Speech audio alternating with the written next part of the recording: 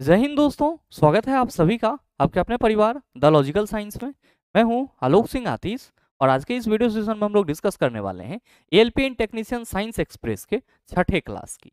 जी हाँ दोस्तों, इससे पीछे के वीडियो सेशन में हम लोगों ने एएलपी इन टेक्नीशियन साइंस एक्सप्रेस का 5वां क्लास देखा था। दोस्तों आज के इस वीडियो सेशन में हम लोग साइंस एक्सप्रेस के छठे क्लास की चर्चा करेंगे, जहाँ पे हम लोग 30 अगस्त के सेकेंड शिफ्ट में जो क्वेश्चन साइंस के पूछे गए हैं एएलपी सीबीटी 1 में, उन सभी को डिस्कस कर रहे होंगे।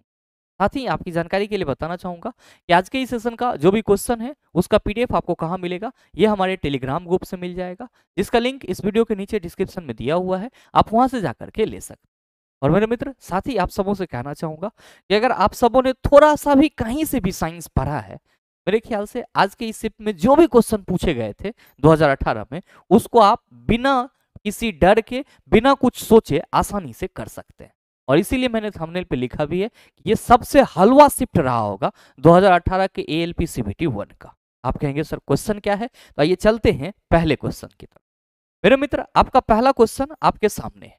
बड़ा ही सरल सा सवाल कि किसी 100 वाट के बल्ब को प्रतिदिन 5 घंटे उपयोग किया जाता है, 3 दिनों में बल्ब द्वारा कितनी ऊर्जा की खपत होगी। बताइए, आप सभी से नहीं सॉल्व होगा। आप कहेंगे गुरुजी आपने बताया है कि जब भी हमको किसी भी घर में खपत होने वाली ऊर्जा की यूनिट बताना होता है, तो हम सभी क्या कहते हैं कि सर उस घर में जितने वाट के अप्लायंसेज लगे होते हैं और वो अप्लायंसेज जितने देर चल रहा होता है, यानी कि जितना आवर चल रहा होता है और जितना दिन चल रहा होता है, उन तीनों को गुना करके 1000 से डिवाइड कर देते।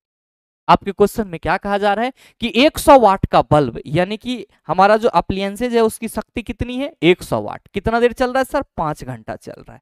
कितना दिन तक चल रहा है गुरुजी, 3 दिन तक चल रहा है। क्या करेंगे 100 गुना 5 गुना 3, अब बटा क्या हो जाएगा, आप कहेगा 1000। 2 जीरो इसको लेकर के उड़ जाएगा सर, 5 तिया 15 और ये क्या हो जाएगा, आप कहेंगे सर 1.5 यूनिट हो जाएगा। तो आप बताइए सही आंसर क्या हो जाएगा। आप कहेंगे option number B is the right answer of this.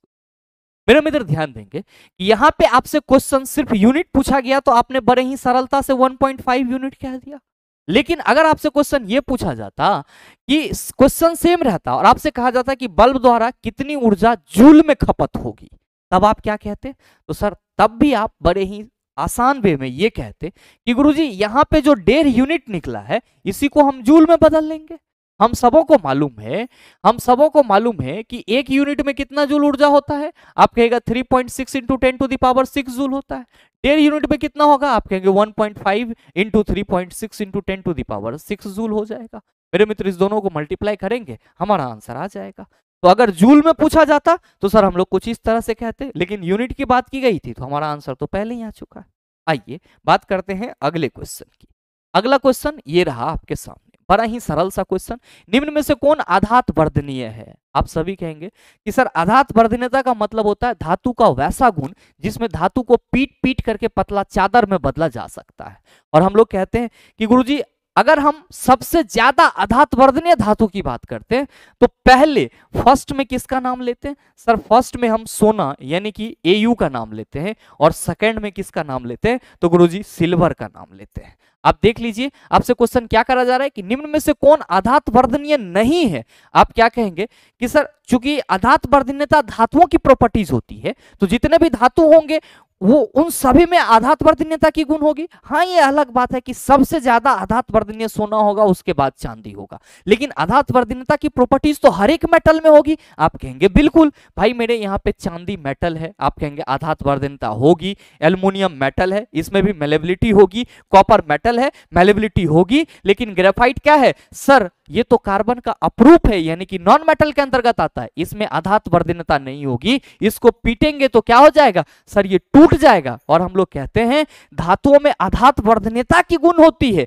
जबकि अधातुओं में भंगुरता की गुण होती है। तो जो सवाल करा जा रहा है कि आधात वर्धनीय नहीं है, आप कहेंगे ग्रेफाइट आधात वर्धनीय नहीं। मेरे मित्र ध्यान में रखेंगे कि अगर आपका क्वेश्चन धातुओं की तन्यता से संबंधित हो तो ध्यान में रखेंगे इसको हम लोग डक्टिलिटी कहते हैं। धातु का वह गुण जिसमें धातु को खींच करके पतला तार बनाया जा सकता है, उसको हम लोग धातु की तन्यता कहते हैं। और मेरे मित्र, सोना सबसे ज्यादा तन्य होता है और उसके बाद कौन होता है, तो सर चांदी होता है। तो मोस्ट डक्टाइल एलिमेंट सोना, मोस्ट मेलिएबल एलिमेंट सोना, ये चीज हमेशा अपने माइंड में रखेंगे। नेक्स्ट क्वेश्चन देखिएगा sir. Next question, question number 3, निम्नलिखित तत्वों में से कौन सा बहुपरमाणुक है? Which one of the following elements is polyatomic? Sulphur, argon, sodium, oxygen. क्या होगा इसका आंसर? आप कहेंगे सर ये बहुपरमाणुक क्या हुआ? तो मेरे मित्र आप सभी ध्यान में रखेंगे, इसको हम लोग एक्चुअली एटॉमिसिटी से जोड़ करके देखते हैं, जिसका मतलब क्या होता है? परमाणुकता। किसी भी अणु में उपस्थित परमाणु की जो संख्या होती है वो उस अणु की परमाणुकता बताता है। याद रखिएगा कि परमाणुकता किसकी होगी? आप कहेंगे अणु की होगी। जैसे आपको कुछ अणु ऐसे मिलते हैं, Na2, ये आप क्या कहते हो सर? सोडियम का अणु है। O2 आप कहते हो सर सोडियम का अणु है। सल्फर की बात करते हो S8 कहते हो। आर्गन की बात करते हो तो सर ये अक्रिय गैस तत्व है, ये सिर्फ और सिर्फ इसी रूप में मिलता है। तो मेरे मित्र किसी भी अणु में उपस्थित परमाणु की संख्या उसकी परमाणुकता कहलाती है। अगर किसी अणु में एक परमाणु उपस्थित है तो उसको हम लोग मोनोएटॉमिक कहते हैं। उसको हम लोग क्या कहते हैं? मोनोएटॉमिक, यानी कि एक परमाणुक। और याद रखेंगे कि ऑल द नोबल गैस, जितने भी अक्रिय गैस हैं, that's all are example of the monoatomic element. ये सब के सब किसके एग्जाम्पल हैं? एक परमाणुक अणु के एग्जाम्पल हैं। नेक्स्ट होता है डायएटॉमिक, सर जिसमें क्या हो? दो परमाणु हो, जैसे कि हम लोग O2 की बात कर लेते हैं। किसकी बात कर लेते हैं सर? O2 की बात कर लेते हैं। और मेरे मित्र नेक्स्ट होता है आपका ट्राइएटॉमिक। नेक्स्ट क्या होता है सर?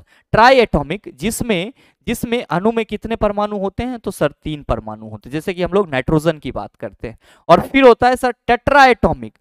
फिर क्या होता है सर? टेट्राएटॉमिक, जैसे कि हम लोग फास्फोरस की बात करते हैं, P4 के रूप में होता है। मेरे मित्र अगर किसी अणु में 4 परमाणु के अलावे भी और भी परमाणु उपस्थित होते हैं तब उसको बहुपरमाणुक रूप में देखा जाता है। और जो आपका S8 होता है इसको जनरली हम लोग क्या कहते हैं सर? पॉलीएटॉमिक कहते हैं। क्या कहते हैं? पॉलीएटॉमिक कहते हैं। तो आप क्या कहेंगे कि गुरुजी यहाँ पे पूछा जा रहा है कि कौन सा बहुपरमाणुक है? पहला ऑप्शन सल्फर है और आप कह रहे हो कि गुरुजी यही हमारा बहुपरमाणुक एसिड मॉलिक्यूल्स के रूप में होता है। तो सही आंसर चला जी ऑप्शन नंबर ए हो जाएगा। याद रखिएगा जितने भी नोबेल गैस एलिमेंट है सब के सब किसके एग्जाम्पल होंगे? आप कहेंगे मोनोएटॉमिक के एग्जाम्पल होंगे। सोडियम आप कहेंगे सर Na2 के फॉर्म में इसका बनता है तो डायएटॉमिक होगा। और ऑक्सीजन तो सर हमारा डायएटॉमिक है ही, कोई दिक्कत नहीं हुआ होगा। नेक्स्ट क्वेश्चन देखिएगा सर, क्वेश्चन नंबर 4, बड़ा ही सरल सा सवाल। अंतरराष्ट्रीय मात्रक प्रणाली के अनुसार विद्युत धारा की इकाई है, आप कहेंगे सर एम्पियर। और सबसे छोटी इकाई सर मिली एम्पियर में लेते हैं। और मेरे मित्र जूल किसकी इकाई है? तो आप कहेंगे सर कार्य या ऊर्जा का। वाट आप कहिएगा गुरुजी शक्ति का। और कूलम किसका होगा? आप कहेंगे आवेश। आइए अगला क्वेश्चन, क्वेश्चन नंबर 5, आपसे कहा जा रहा है कि 9800 जूल ऊर्जा 80 किलोग्राम के भार को उठाने के लिए खर्च की गई थी।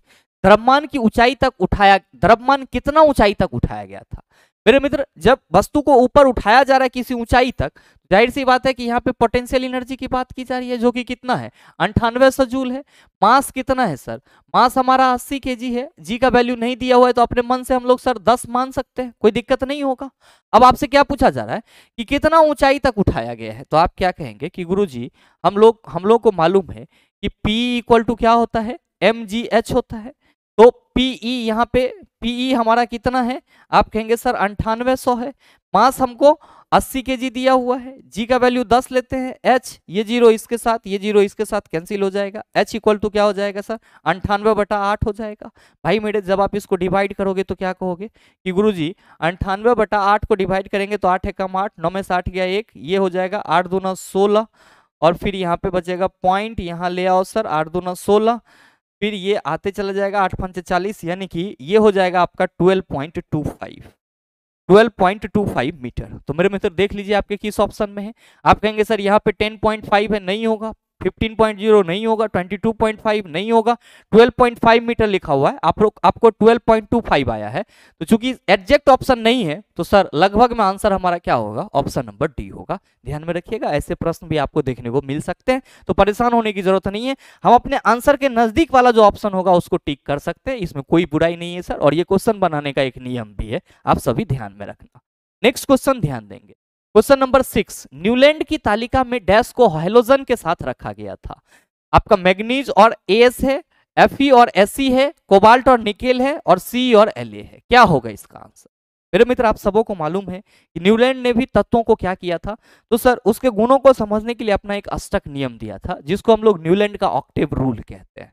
आप सभी कहते हैं कि गुरुजी न्यूलैंड ने इसमें तत्वों के बढ़ते हुए परमाणु द्रव्यमान के क्रम में तत्वों को 1 से लेकर के 8 तक सजाया और क्या देखा कि प्रत्येक 8वें तत्व का गुण पहले से मैच करता है। क्योंकि इसके समय तक टोटल 56 एलिमेंट ज्ञात थे और इन्होंने इन सभी 56 एलिमेंट को इसी बढ़ते हुए परमाणु द्रव्यमान के क्रम में 1 से लेकर के 8 तक सजाने का प्रयास किया था। लेकिन इसके आवर्त सारणी में या इनका जो पीरियोडिक टेबल इनके द्वारा टेबल बनाया गया था उसमें गड़बड़ी ये थी कि जो कोबाल्ट और निकेल होती हैं सर, इसकी प्रॉपर्टीज आयरन से मैच करती है। लेकिन न्यूलैंड ने क्या करा था, तो सर कोबाल्ट और निकेल को हैलोजन के साथ रख दिया था, यानी कि फ्लोरीन, क्लोरीन, ब्रोमीन, आयोडीन के साथ रख दिया था। तो आपसे जो सवाल करा जा रहा है कि न्यूलैंड की तालिका में डैश को हैलोजन के साथ रखा गया, तो आप कहेंगे सर ये तो त्रुटि थी कि कोबाल्ट और निकेल को इसको किसके साथ रखना था, फेरस के साथ रखना था। लेकिन न्यूलैंड ने क्या करा, कोबाल्ट और निकेल को सर फ्लोरीन, क्लोरीन, ब्रोमीन के साथ रख दिया। तो फ्लोरीन, क्लोरीन, ब्रोमीन क्या है, हैलोजन तत्व है। तो सही आंसर क्या होगा, आप कहेंगे ऑप्शन नंबर सी हो जाएगा। आइए बात करते हैं अगले क्वेश्चन की।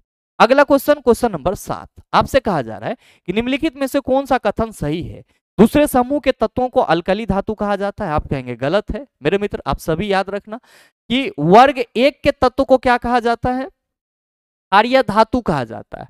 वर्ग 1 के तत्व को क्या कहा जाता है, क्षारीय धातु कहा जाता है। और वर्ग 2 के तत्व को क्या कहा जाता है, तो वर्ग 2 के तत्व को क्षारीय मृदा धातु कहा जाता है, एल्कलीन अर्थ मेटल कहा जाता है। तो मेरे मित्र आपके पहले स्टेटमेंट में कहा जा रहा है कि दूसरे समूह के तत्व को अल्कली धातु कहा जाता है, जबकि पहले समूह के तत्व को क्या कहा जाता है सर, अल्कली धातु। तो ये तो गलत हो गया।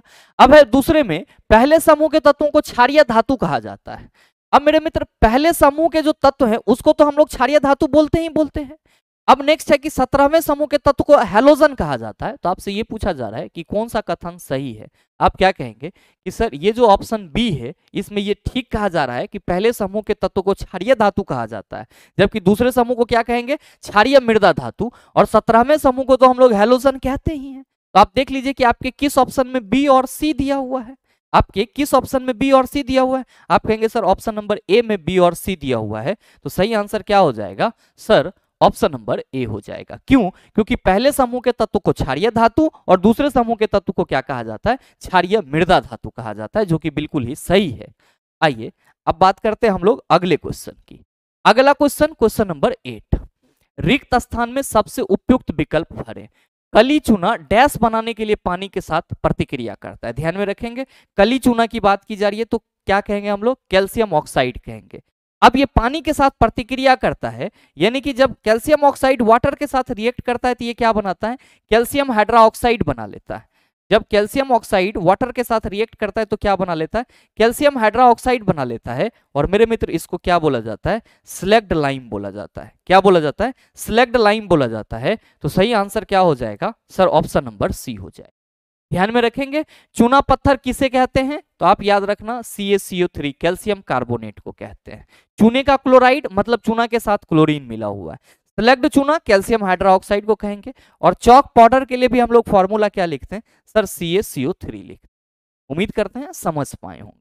नेक्स्ट क्वेश्चन देखिएगा सर, क्वेश्चन नंबर 9, आधुनिक आवर्त सारणी के निम्नलिखित समूह में से किसमें नोबेल गैस को रखा जाता है। आप कहेंगे सर वर्ग 18 में। क्या होगा सर, वर्ग 18। और भाई मेरे आप सभी ध्यान में रखना कि वर्ग 18 जो है वो आपके आधुनिक आवर्त सारणी के प्रत्येक आवर्त का क्या है सर, प्रत्येक आवर्त का आप कहेंगे सर लास्ट है, प्रत्येक आवर्त का लास्ट वर्ग है।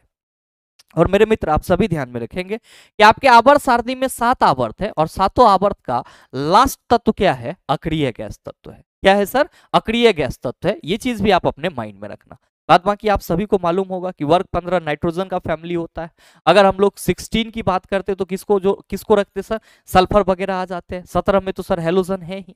Next question sir, question number 10 आपसे कहा रहा है कि जब कोई स्थिर बस अचानक से गतिशील होने लगती है तो बस में खड़े या पीछे की ओर बस में खड़े व्यक्ति पीछे की ओर गिरने लगता है। यहाँ पे व्यक्ति होना चाहिए। तो निम्नलिखित में से कौन सा नियम इस स्थिति की व्याख्या करता है।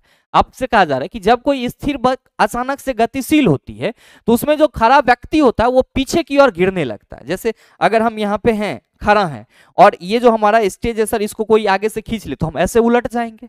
तो ये जो ऐसे उलटता है ये किसके चलते होता है? तो आप कहेंगे सर ये न्यूटन के फर्स्ट लॉ से हमको पता चलता है, क्योंकि जड़त्व तो कहता है कि प्रत्येक वस्तु अपने अवस्था में परिवर्तन का विरोध करता है। क्योंकि जब बस स्थिर होता है तो उसमें बैठे यात्री भी स्थिर होते हैं। जब बस चलना शुरू कर देता है तो जो हमारे बॉडी का सर मूल रूप है, जो प्रॉपर्टीज है, वो तो वहां पे शो होगा। बस जब चलता है तो बस तो गतिमान हो जाता है, लेकिन हमारा शरीर पहले ही अवस्था में रहना चाहता है, जिस वजह से हम लोग पीछे की ओर झुक जाते हैं। मतलब साफ है कि न्यूटन का पहला गति नियम इस चीज को एक्सप्लेन कर रहा है। संवेग संरक्षण सिद्धांत क्या कहता है? सर टक्कर से पहले और टक्कर के बाद का कुल संवेग नियत रहता है, यानी कि m1 into u1 plus m2 into u2 equal to m1 into v1 plus m2 into v2 होता है। न्यूटन के गति का तीसरा नियम कहता है सर क्रिया के प्रति बराबर और विपरीत प्रतिक्रिया होती है, F A B equal to minus F B A. और न्यूटन के गति का दूसरा नियम क्या कहता है? तो सर न्यूटन के गति का दूसरा नियम कहता है कि किसी वस्तु के संवेग में परिवर्तन की दर उस वस्तु पर लगे बल के समानुपाती होती है और यह परिवर्तन बल की दिशा में होता है, यानी कि F equal to M into V minus U बटा टी। हमको न्यूटन के सेकेंड लॉ से बल का व्यंजक मिलता है, न्यूटन के गति के पहले नियम से बल की परिभाषा मिलती है। ये चीज हमेशा अपने माइंड में रखेंगे। नेक्स्ट क्वेश्चन देखिएगा सर, क्वेश्चन नंबर 11 कि पृथ्वी पर पाए जाने वाले ऑक्सीजन छोड़ने वाले प्रथम प्रकाश संश्लेषक जीव कौन से थे? मेरे मित्र ये आपका होमवर्क क्वेश्चन है और सही आंसर क्या होगा नीचे कमेंट करके जरूर बताइएगा। नेक्स्ट क्वेश्चन देखिएगा सर, क्वेश्चन नंबर 12 आपसे कहा जा रहा है कि ध्वनि की पिच इसकी किस चीज पर निर्भर करती है? आप कहेंगे आवृत्ति पर निर्भर करती है। मैंने आपको पहले ही बताया था, बहुत ही इजी आपका ये शिफ्ट रहा है। हमेशा ध्यान में रखेंगे कि जो ध्वनि की तारत्व होती है, पिच होती है, वो आवृत्ति के समानुपाती होती है। आवृत्ति अगर बढ़ेगी तो तारत्व बढ़ेगा, आवृत्ति बढ़ेगी तो क्या होगा? तारत्व बढ़ेगा। और मेरे मित्र तारत्व जितना बढ़ेगा, आप सभी याद रखना, वॉइस उतना ही क्या होगा? पतला होगा।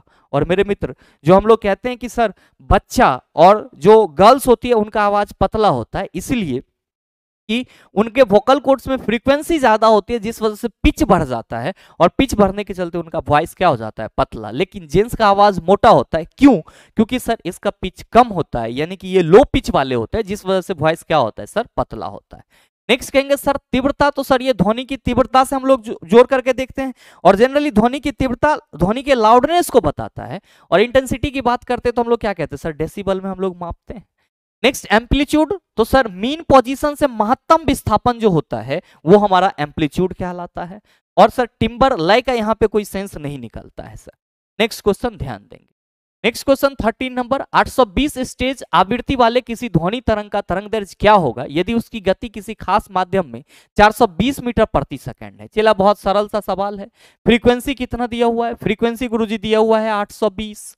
ध्वनि तरंग का तरंग दैर्ध्य पूछा जा रहा है, लैम्डा क्या होगा? जबकि यहाँ पे क्या दिया हुआ है सर? यदि उसकी गति किसी खास माध्यम में, यानी कि भी दिया हुआ है 420 मीटर पर सेकंड। क्या कहिएगा कि गुरुजी तरंग का वेग जो है वो न्यू इंटू लैम्डा होता है, तो यहाँ पे हम 420 रखें और आवृत्ति हमारा कितना है? 820, तो इंटू लैम्डा हो जाएगा। लैम्डा इक्वल टू क्या होगा? 420 बटा 820। ये जीरो इसके साथ कैंसिल, 42 बटा 82 आप करेंगे, ये आपका 0.51 के समथिंग आएगा। आप देख लीजिए कि कौन सा ऑप्शन है। आप कहेंगे 0.51 नहीं है लेकिन 52 है, तो अप्रॉक्स में आंसर ले लेना है option number A. Next question sir ध्यान दीजिएगा, नेक्स्ट क्वेश्चन, क्वेश्चन नंबर 14 कोशिका विभाजन से संबंधित है। मलाइक हाइड्राजाइट ये नहीं होगा, ऑक्सीन, साइटोकाइनिन, जिब्रेलिन। आप कहेंगे सर ये जो है ये प्लांट हार्मोन है। ऑक्सीन, साइटोकाइनिन, जिब्रेलिन, इथिलीन, ये सब के सब क्या है सर? प्लांट हार्मोन है। मेरे मित्र ऑक्सीन जो है ये प्लांट के वृद्धि के लिए रिस्पॉन्सिबल होता है। ऑक्सीन प्लांट में वृद्धि के लिए रिस्पॉन्सिबल होता है। साइटोकाइनिन जो है ये कोशिका विभेदन को बढ़ाता है, यानी कि कोशिका विभाजन क्षमता को इंक्रीज करता है। और जिब्रेलिन, जो जिब्रेलिन हार्मोन होता है सर ये बीज के सुप्ता अवस्था से उसको अंकुरित होने में प्रेरित करता है। आपसे सवाल ये किया जा रहा है कि कोशिका विभाजन से संबंधित है, आप कहेंगे सर साइटोकाइनिन, यानी कि option number C is the right answer of this question. Auxin तो आप कहेंगे वृद्धि के लिए जिम्मेदार होगा। जिब्रेलिन तो सर जो बीज सुप्ता अवस्था में होता है उसको अंकुरित कर, सुप्तावस्था को तोड़कर अंकुरित करने में सर कौन मदद करता है? सर जिब्रेलिन हार्मोन मदद करता है। अगला क्वेश्चन, क्वेश्चन नंबर 15, आपसे कहा जा रहा है कि निम्नलिखित में से किस कोशिकांग को कोशिका का प्रोटीन फैक्ट्री कहा जाता है। आप कहेंगे गुरुजी राइबोसोम को कोशिका का प्रोटीन फैक्ट्री कहा जाता है, और साथ ही लाइसोसोम को sir suicidal bag of the cell कहा जाता है, माइटोकॉन्ड्रिया को power house of the cell कहा जाता है। आप कहेंगे सर ऑप्शन में तो क्लोरोप्लास्ट भी है, मेरे मित्र इसी को हरित लवक बोलते हैं। आइए अगला क्वेश्चन, क्वेश्चन नंबर 16, निम्नलिखित में से किस वैज्ञानिक ने स्थिर अनुपात का नियम दिया। तो मेरे मित्र आप सभी ध्यान में रखेंगे, स्थिर अनुपात का नियम हो, द्रव्यमान संरक्षण सिद्धांत हो, ये सभी क्या है, केमिस्ट्री के law of combination, laws of chemical composition है, यानी कि रासायनिक संयोग के नियम है। और ध्यान में रखेंगे कि द्रव्यमान संरक्षण सिद्धांत का प्रतिपादन लैबोजियर ने किया था और स्थिर अनुपात के नियम का प्रतिपादन प्राउस्ट ने किया था। यहाँ पे एनाटोनी लैबोजियर है, तो आप कहेंगे सर इन्होंने मास कंजर्वेशन रूल दिया था, इन्होंने क्या दिया था, मास कंजर्वेशन रूल दिया था। और यहाँ पे जैक्स चार्ल्स है, तो सर इन्होंने चार्ल्स लॉ की बात करा था। जोसेफ प्राउस्ट स्थिर अनुपात का नियम दिए थे। और सर रॉबर्ट बॉयल की बात करते हैं तो सर हम लोग इसको बॉयल लॉ से भी जोड़ के देखते हैं। और साथ ही साथ हम लोग जब अणु की बात करते हैं तो पहला नाम किसका आता है, रॉबर्ट बॉयल का आता है। नेक्स्ट क्वेश्चन देखिएगा सर, क्वेश्चन नंबर 17, आपसे कहा जा रहा है कि निम्न में से कौन सी एक रासायनिक अभिक्रिया है, मक्खन का खट्टा होना, आयोडीन क्रिस्टलों का ऊर्ध्वपातन, बर्फ का पिघलना, गीले कपड़े का सूखना। क्या कहेंगे कि सर मक्खन खराब हो गया तो वो फिर से ओरिजिनल स्टेट में नहीं आएगा, मतलब ऐसा कोई भी परिवर्तन जिसमें हमारा परिवर्तित पदार्थ फिर से ओरिजिनल स्टेट में नहीं आए उसको रासायनिक परिवर्तन कहते हैं। और ऐसा कोई भी परिवर्तन जिसमें परिवर्तित पदार्थ फिर से हमको ओरिजिनल स्टेट में मिल जाए उसको हम लोग फिजिकल चेंज कहते हैं। तो मेरे मित्र मक्खन का खट्टा होना क्या होगा, रासायनिक अभिक्रिया होगी, जबकि आयोडीन क्रिस्टलों का ऊर्ध्वपातन या बर्फ का पिघलना या गीले कपड़ों का सूखना क्या होगा, आप कहेंगे सर ये तो हमारा फिजिकल चेंज होगा। तो मेरे मित्र उम्मीद करते हैं यहाँ तक के जो भी क्वेश्चन थे उसको आप आसानी से समझ पाए होंगे और इस क्वेश्चन में कोई दम नहीं था, इस शिफ्ट के क्वेश्चन में कोई दम नहीं था। अगर आपने कहीं से भी थोड़ा सा भी साइंस पढ़ा होगा तो इन सब टाइप के प्रश्नों को सॉल्व करने में आपको ज्यादा दिमाग लगाने की जरूरत नहीं पड़ी होगी। साथ ही उम्मीद करते हैं ये वीडियो आपको अच्छा लगा होगा। अगर आपको वीडियो अच्छा लगा तो वीडियो को लाइक कीजिएगा, ज़्यादा से ज़्यादा शेयर कीजिएगा, और हाँ चैनल पे नए हैं तो सब्सक्राइब करके बेल आइकन दबा लीजिएगा ताकि इस तरह के एग्जाम रेलेवेंट वीडियो का नोटिफिकेशन सबसे पहले आपके पास पहुंचे और आप उसको सबसे पहले देख पाओ। मिलते हैं फिर अगले सेशन में, तब तक के लिए best of luck, thank you, have a nice day.